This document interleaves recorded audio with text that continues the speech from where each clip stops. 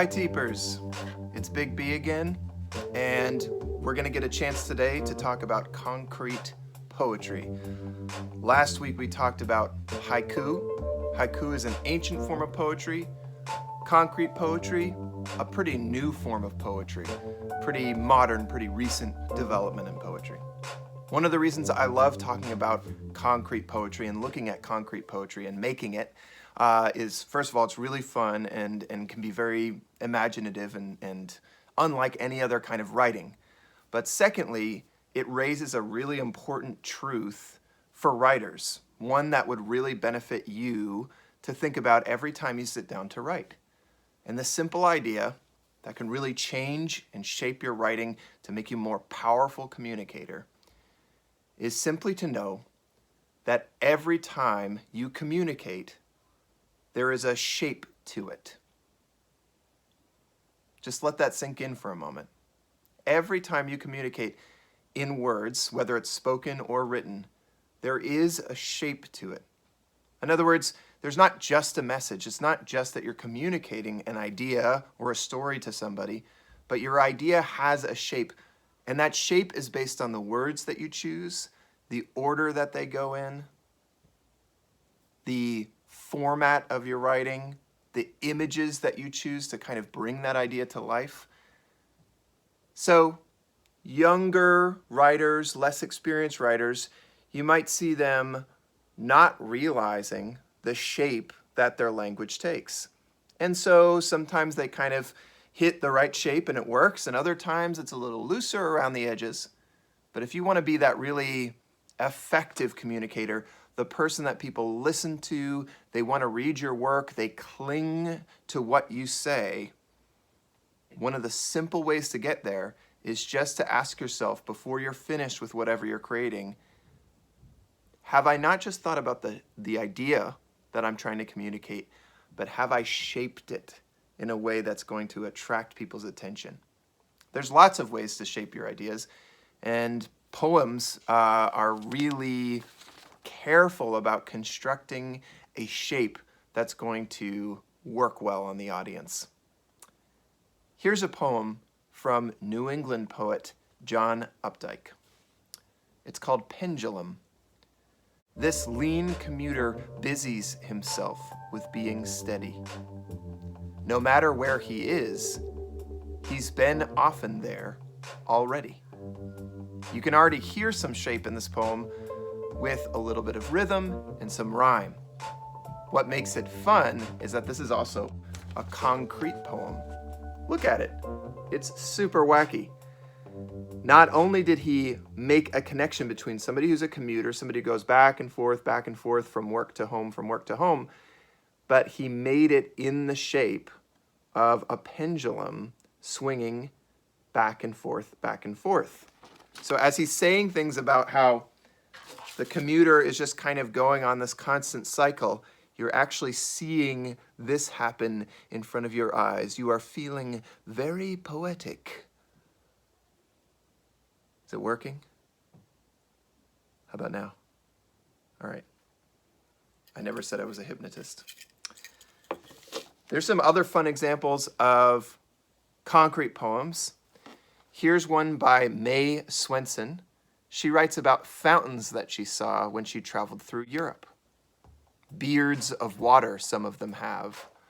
Others are blowing whistles of water, faces astonished that constant water jumps from their mouths. Think about pictures maybe you've seen, or even fountains that you've seen in the cities of water bursting out of some Greek figure's mouth or out of different kind of parts of a sculpture, right? And that's what she's talking about. But look what she does visually. It's a lot of fun.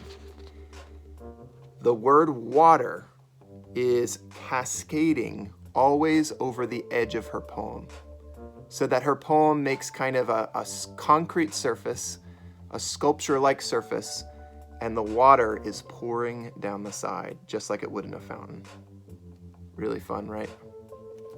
Here's another example. It's about those Valentines that you make out of paper, where you fold it in half, do half a heart, and then you cut it, And then you can kind of make it into a card where the heart can be opened or closed, right? So here's a poem called Valentine, and you can see that the entirety of it produces something like that half a heart, that folded heart, folded paper heart that you'd see in a traditional Valentine. This poem is called Sonnet in the Shape of a Potted Christmas Tree. So this guy's not leaving anything to the imagination. He's like, hey, in case you didn't notice, it's in the shape of a potted Christmas tree. I wanted to try one of these out. They seemed so fun. I made one about a treehouse. We've been working on a treehouse in our backyard, and it's been a lot of fun, that project. So I wanted to kind of express what that's felt like to make a little home in a tree. I thought it'd be fun to represent it. It's in a really tall tree, a really tall pine tree that doesn't have branches until the very top. And we don't go very high up the tree because the tree is like 100 feet high. So there it is. You can see the little tree house in the middle, and then you can see that it's in the midst of the great tree trunk. I was very proud of how this came out, and I'm sharing it with you on the Teep Instagram so that you can read it if you like. Now, if that feels overwhelming, but you still want to try out some concrete poetry, just kind of, experiment with it. Another option that you have is just writing it. And if you write it, you could make a little outline of a shape. Say you wanted to make one about being happy and it's a smiley face. Or say you wanted to make one about a bird and you could kind of outline the shape of a bird and then fill in your outline with words that pertain to that object. That's another way that you can shape a concrete poem.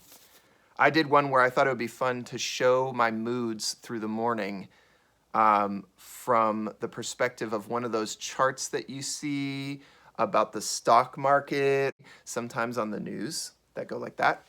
So I thought I'd make one for my morning, and I wanted to show the ups and downs that can happen throughout a morning.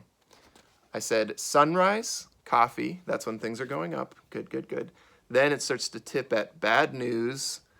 Probably a lot of you can relate to that, where you put on your Twitter feed or somebody's got the TV on in your house. You're like, oh, geez, this is upsetting. Bad news, crash. It's like a stock market term, right? Ooh, poems. That started making me feel better. Dancing. My kids are dancing and smiling. Stocks rising. So I ended up naming this poem, The Big B Industrial Average.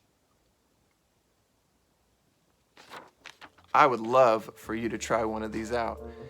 It's surprisingly easy if you do it the written way, and you can kind of mess around with it and the words can go in any direction and you just kind of let yourself go.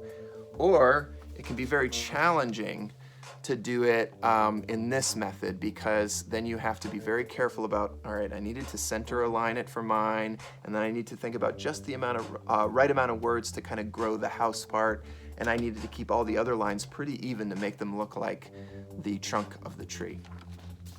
Give one a shot. Please post it on the Teep Instagram, hashtag Teep Concrete Poetry. Love to see what you do with it. Peace.